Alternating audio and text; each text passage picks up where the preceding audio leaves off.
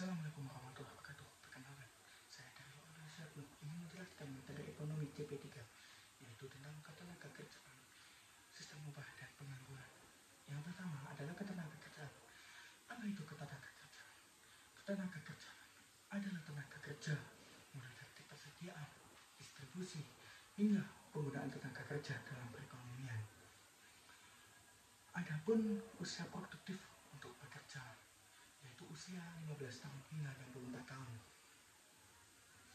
Di sini adapun jenis-jenis tenaga kerja.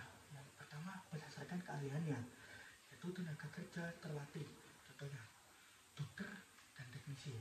Yang kedua tenaga kerja terdidik, contohnya guru dan akuntan.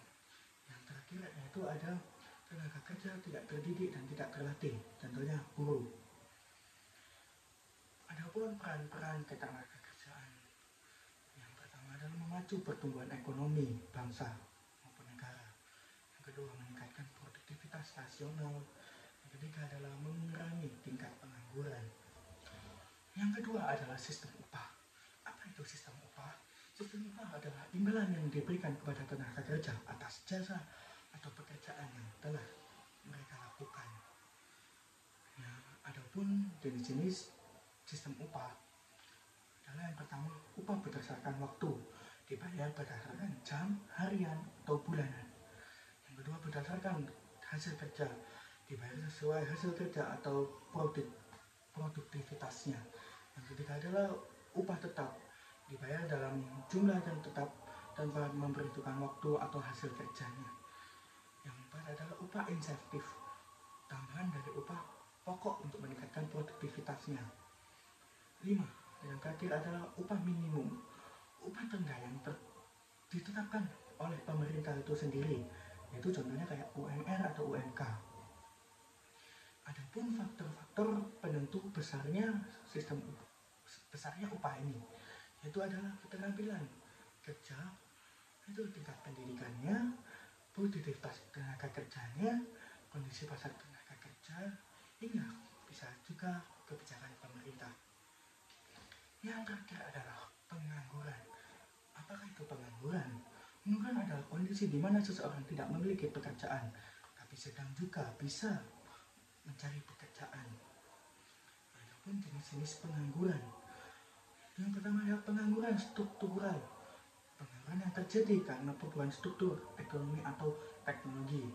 Yang kedua adalah pengangguran friksional, terjadi akibat perpindahan pekerjaan atau mencari kerja yang baru. Yang ketiga adalah pengangguran musiman. Pengangguran yang terjadi bersifat musiman, contohnya petani. 4 adalah pengangguran terbuka, seseorang tidak memiliki pekerjaan sama sekali. Yang terakhir adalah setengah pengangguran, seseorang bekerja di bawah jam kerja normal atau kurang produktif.